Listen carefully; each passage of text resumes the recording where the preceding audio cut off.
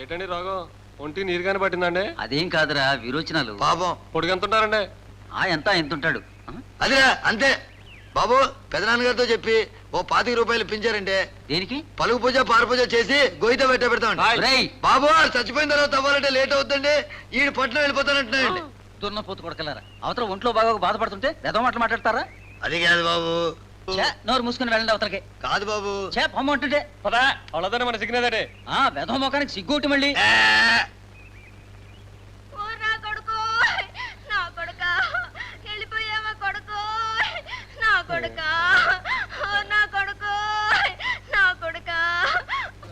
మాది లోపల రెండండి బాబు. లోపల రెండండి రా.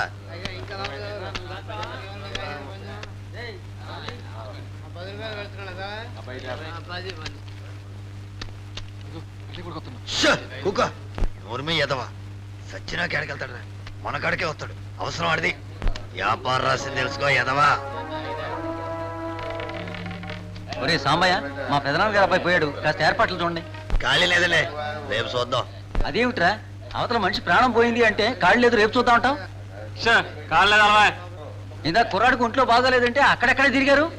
అప్పుడు ఖాళీగానే ఉన్నామయ్యా, ఇప్పుడు పనిలో ఉన్నాం. చూద్దాంలే. ఖాళీగా ఉన్నా ఫోన్లే పాపం. గొయ్యి తీసి పెడతా అంటే కసుకున్నాగా ఇలా. మరి మనిషి చావక ముందే నువ్వు గొయ్యి తీస్తానంటే ఎలా? అవతల తల్లిదండ్రులు ఎంత బాధపడతారు? ఇప్పుడు మాత్రం బాధపడటం లేదేటండి. మీ ఇష్టం వచ్చినప్పుడల్లా చచ్చిపోతే మా ఖాళీ ఉండదేటండి. లోపటేరా. చచ్చిన మనిషిని గురించి నువ్వు అలా మాట్లాడటం తప్పురా. కనీసం నీకు జాలి లేదురా? వెళ్ళండి. చచ్చిపోయిన వాళ్ళందరి కోసం మేము జాలి పడతా ఉంటే మా కోసం జాలి పడాల్సి వస్తుంది ఆ తర్వాత ఎవరైనా. ఇంతకీ ఏమిట్రా నువ్వనేది? నేను ఇవాళ రావడానికి వీలు పడదు. ఉండు, ఈ విషయం ప్రెసిడెంట్ గారితో చెప్తానుండు. చెప్పండి, లేకపోతే ఆ రుచి గొయ్యితవుతారేమో కనుక్కోండి. అదే కనుక్కుంటాను. అది అడ్రస్ అవ్వకుండానే వెళ్ళి గొయ్యి తీస్తానంటాం. బాబు ఎవరెప్పుడు సత్తారో మాకు తెలియదేటండి. ఆడు సత్తాడని మాకు అర్థమైపోయింది. బాబు గొయ్యి తీసి పెట్టమనమంటారా? ఆనక ఆలస్యం అవుద్ది అన్నా. ఎవరెప్పుడు సత్తారో చెప్పడానికి నువ్వెవరా దేవుడు పట్టరా? నువ్వెప్పుడు సత్తావో చెప్పమనమంటావా? ఇగో మరి నోరు మూసుకుని పని చూసుకోవయ్యా.